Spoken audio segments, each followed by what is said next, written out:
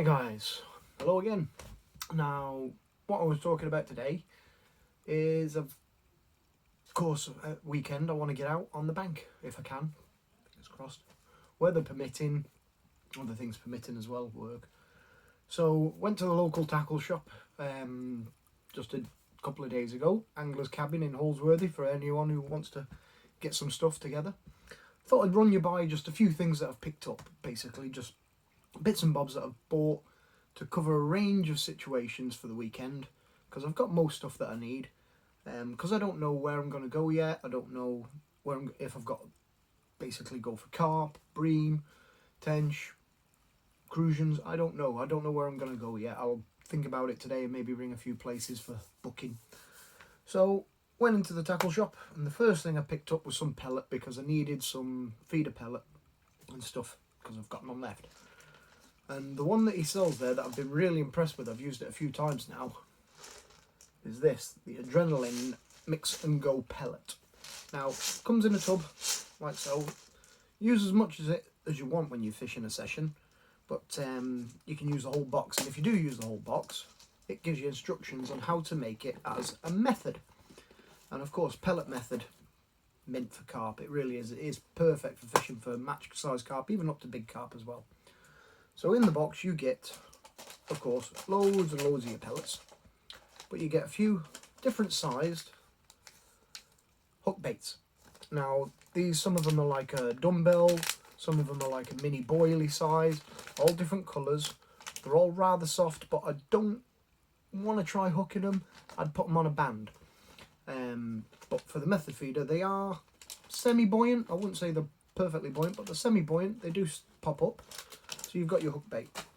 You've also got, of course, your pellets, which are great. And these ones are Scopex Yellow. Now, last ones I used were the betaine green. Fantastic. I had a great result on them using on a method on Simpsons, as you saw. Caught a load of carp. But what they do come with is an enhancer as well, which is exactly the right amount for said pot. On the pot, on the back here, it has instructions telling you what to do if you want to use it as a method. And it states basically to fill it to the fill level line, which is just above the label here, with water. Add your enhancer as well. Mix it up a bit, give them a shake, put the lid back on, leave them for 4 minutes. Shake them again, leave them for another 4 minutes. Shake them again, and do this for approximately 20 minutes to half an hour. Then any excess water, drain it off. Transfer them into a bait bucket if you've got one that'll fit them. And Bob's your uncle, Fanny's your aunt. They'll be ready, perfect for the method feeder. And yeah, can't fault them. They are good. They sit on the method lovely. Create a lovely bed of bait on top of there with your hook bait sat in the middle. So yeah, if you ever get a chance to use these Adrenaline, they're good. They're very good pellets for doing as a method feeder. Myself, I don't tend to use the whole pot. I'll use maybe half a pot. And I'll add the enhancer it's got in here.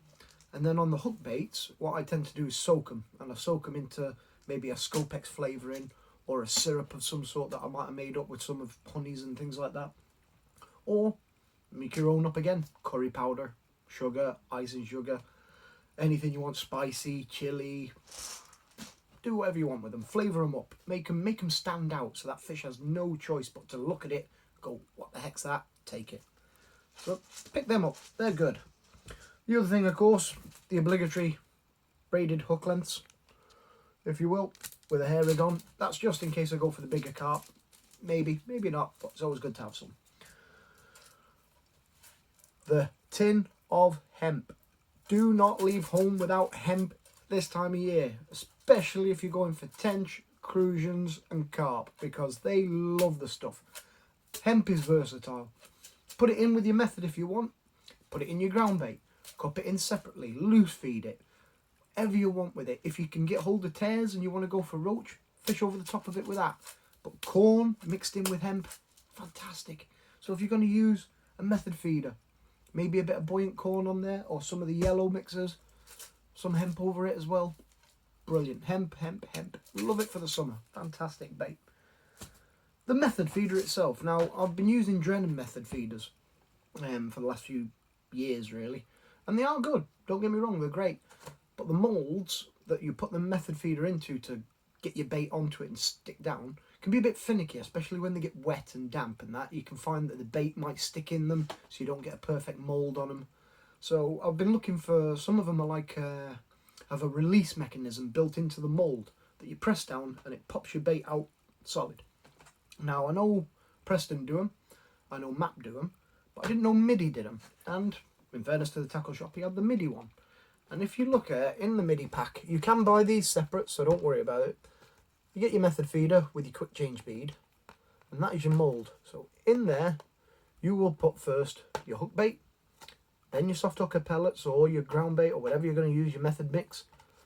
Press it all in nice and tight, and then press the button with your fingers, and it'll just pop your bait straight out solid. So it shouldn't get stuck. It should all be in there nice, compact, ready for the fish to peck at. These are one of the best inventions in the last 20 years, I think, for feeder fishing. They really are. They just make it so simplistic and so easy to do. Like I say, there's your method feeder, like that, simple one. And that's your mould. So like I say, you put your hook bait in, fill it with some pellets and everything. Your hook bait will be coming off the bottom end of this. Turn your method feeder over, place it into it, like that. You give it all a nice squeeze, and then you just literally go like that, and see how it pops it out, and it should all be sat there absolutely stunningly. Should be just perfect. So looking forward to giving that a crack if I can. This is all depending on if I go for tench, carp, who knows. Gauze off the method feeder side of things, I needed some of them. Now they are little pole spacers, if you will, for when you break down the top section of your pole, your elastic's doing that, and of course it's rubbing on that carbon where you've split your pole half and half. So with your elastic rubbing on the carbon, it can wear it, it can crack it, it can snap it. Get these little dividers. They slip into the two sections of your pole, creating a bridge for your elastic to slide over. Can't go wrong with them. They've been a bugger to find anywhere. He had them. So I'm happy with them. They call them the wishbone. This is Maver's make. Doesn't matter what make you get. Really doesn't. Could be any. But brilliant. On the pole side of it, I got another pole float rig.